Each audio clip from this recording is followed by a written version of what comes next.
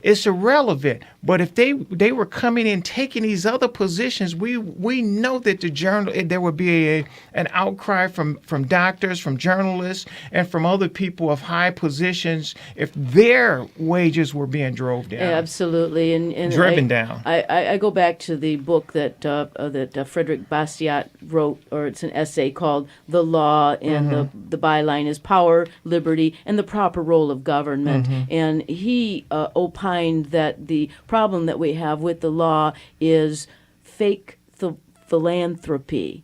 So these politicians, they want to set up a straw man of, the people need this, and the people need that, and then they design these programs. They actually create the problems. That's right. Exactly. And right. then they break the windows and solutions and that make it. No. He said it perfect. They break the window, and then they come by with the window truck and said, "You want us to repair your window?" Wait a minute. I thought I saw a guy with this truck throw the rock at my window. Yeah, and that was a great analogy, I think, that Henry Hazlitt said about the broken window theory of economics, because then they go and they say, well, employment is improved because we have a window breaker here on the job, you know? It's terrible. And this goes on and on and on. Well, when we talk about the journalists, if they were coming into the country, but we see it in the STEM program.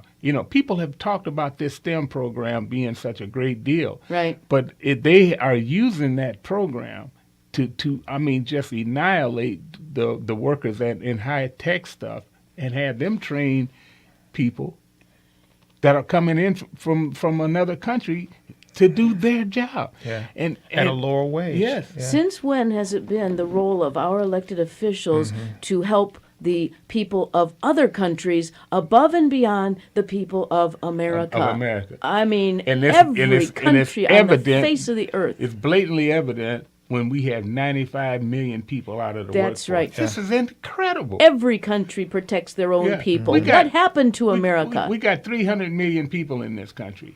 Of that 300 million, what is it? Maybe a third of them are under 18? Well, yeah, you take out the young people, you take out the old people, and you look at the percentage of people it's about 200 million, and 95 million of them are out of jobs. That's right. Yeah, right. That's the workforce. Yeah.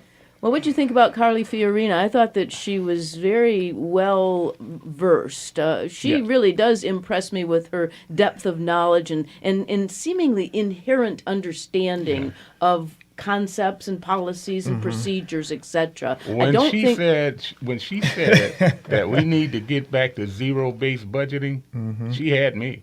Well, that bothers me, because if you look at the budget, the size of the budget, how much time are we going to have to spend to go back to zero base? Now, that goes along with my theory that we need to take 100 years worth of laws and put them in a fire and burn them all. Right. Completely obliterate the existing laws and rules and regulations and sections and amendments. But a lot of those laws are just been all they're doing is just rewriting them. It's the same thing. They just keep rewriting some of the same laws over and over and over. Like you talk about immigration, we already have immigration laws. Why are we looking for them to write a new immigration law? The immigration process is not broken at all. Well, when it comes to the budget, it's done in 10-year cycles. Absolutely. And so what the deal is the way you do the zero budgeting, get to the zero budgeting, is you heard Sean Hannity talk about the penny theory. Right. 1 penny out of every dollar.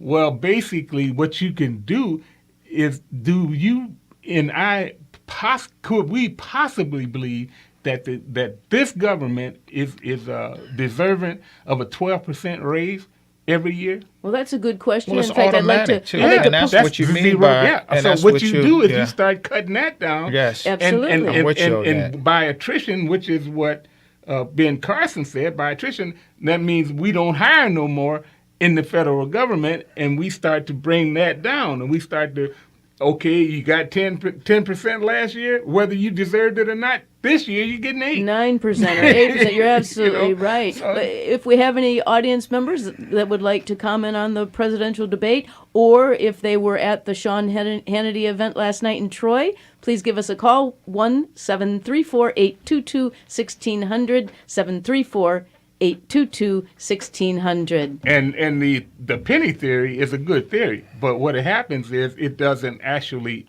address the overall budget. It only addresses the money that's been allocated. Right. So you cut a penny of that, then you can get some savings.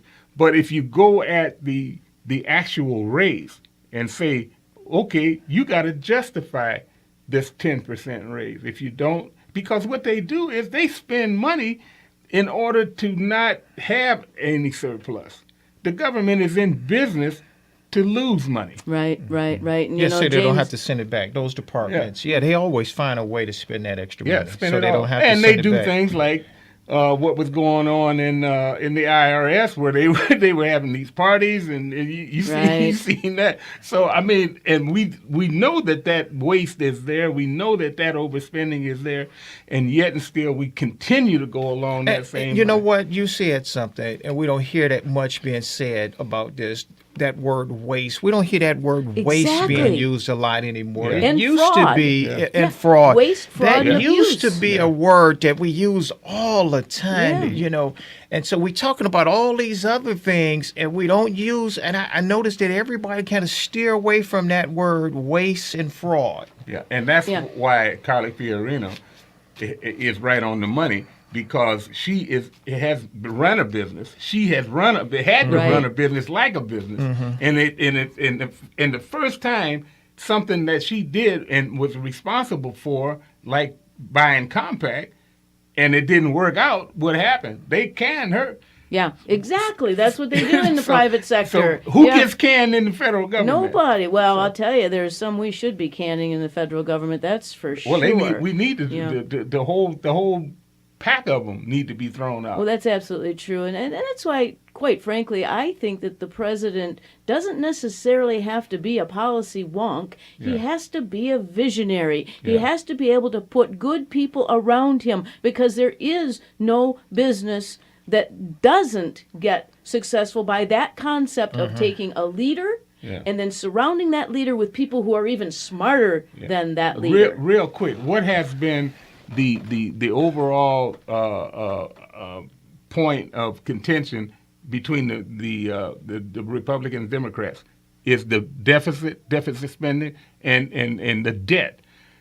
This has been going on since Ross Perot was running. You remember that? Right. Well, they always talk about saving money and reducing taxes and reducing spending, but they never do it. So I don't see a lot of difference between the Democrat Party and the Republican establishment. That's where I'm Here going we go right again. now. Here Yeah. we go again. Yeah. And with that being said, it was just a couple of weeks ago they just passed this this budget.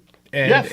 and it was under a Republican majority. Yep. And this budget was no different than if the Democrats were in power. Well, it was That's it was a lot more money, because like what did they say, $300 billion was spent in one day. Oh, Lord have mercy. Well, in fact, there's another bailout of the transit in the highway bill. I'm looking up to see if I can find that and as piece of some else legislation. that your Was that Kasich, infrastructure? well, Kasich said, your money in the banks is already guaranteed. Yeah. If you had a certain amount of money in the bank, and he said that, I would absolutely. Everybody pointed out, absolutely, we shouldn't bail out the banks. Well, at the time, I felt for the banks because of the policies of government is what drove the banks to loan money at the rate that they were loaning money, because they were trying to meet a certain demographics quota, because remember Bill Clinton reinstated that act that they wanted to loan more money to more minorities. Reinvestment the Community Plan. Reinvestment Act. Exactly. That's what it was. Well, that's what I was referring to that the House just passed was the Surface Transportation Reauthorization and Reform Act. Mm-hmm. Now, that's a 6-year, $325 billion bill that reauthorizes highway and transit funding from the Federal Highway Trust Fund. Now, where is this $325 billion going to come from? And this is another example of our legislators writing these comprehensive, massive pieces of legislation that nobody can read, nobody can understand, and it's really it's Well, that's budgetary gimmicks. That's what they were talking about. They put that money on and added it to the debt. and they were saying that $300 billion was added to the debt in one day. Exactly. So what and this is because Boneheaded Boehner, he said he wanted to clear the deck. How are you going to clear the deck when you just increase everything by about 11%? You know, everything. I mean, the budget, the deficit, the debt, the whole thing. It does not make a bit of sense, Phil. It doesn't make a bit of sense. Well, and then we have the new Speaker of the House talking about he wants to do a grand bargain. He wants to do grand things. What you're doing is grand things on the Democrat agenda. Yeah, exactly. I would like to know why the House Freedom Caucus didn't put up a ruckus about nominating a Speaker of the House that has a 58% failing grade conservative review rating. Yeah. Now, why do we continue to do this? Now, I like Paul Ryan in terms of his persona. He looks like a wonderful guy. Yeah. He's got a great family. He talks a good game, but he is not a conservative. That's and exactly it's right. time that we start electing and nominating conservatives.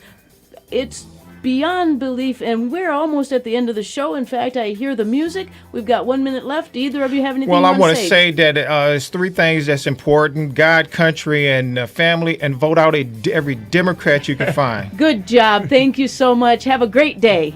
The Abolitionist Round Table invites the Wham Talk 1600 listeners to continue the roundtable discussions by mailing correspondence to Art of Michigan, Post Office Box 135, Garden City, Michigan 48135. Or follow Phil and Del at artofmichigan.com. You can also send emails to artofmichigan@hotmail.com. And most of all, continue to listen every Saturday and tell a friend.